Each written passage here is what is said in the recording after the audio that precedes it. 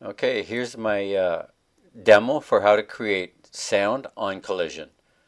I've got a finished file here. I've got my main 2D node right here, and inside of there I have an audio stream player, and you'll notice down here I've got an audio wave file, pickup coin, which I have applied to the audio stream player.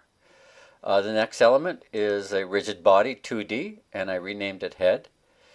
It's got a sprite 2D as a child, as well as a collision shape as a child. So sprite 2D and collision shape standard, and it's inside of a rigid body 2D. You'll notice here I've got a signal hooked up and a script, and we'll come back to that shortly. Last element on the page is the invisible ground element right here, static body 2D with a collision shape in a rectangular form, just spanning the width of our frame here. And that acts as the ground, and when our head guy falls, because gravity has been applied to the head, it will hit that and it will land on that invisible platform. Okay, so let's go over the script here. Let me show you the script.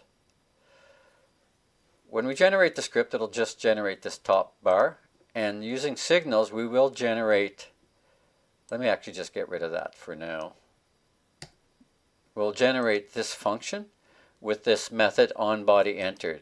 And that's what we're going to look to detect when there's the onBodyEntered generates a signal. In other words, when they collide, we will play the content of the audio stream player right here.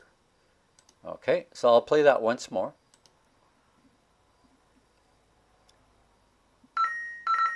And there we go. Now, part of what makes that work is, let me go over to the nodes here. I'll actually select the head. I had hooked up the onBodyEntered. Very importantly, in the inspector, you need to go to the solver, go to contact monitor and check it as on.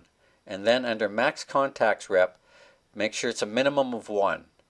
So contact monitor has to be on and max contacts rep has to be a minimum of 1 or it will not work. Okay? And that kind of finishes the thought on this. And that's how you create sound on collision.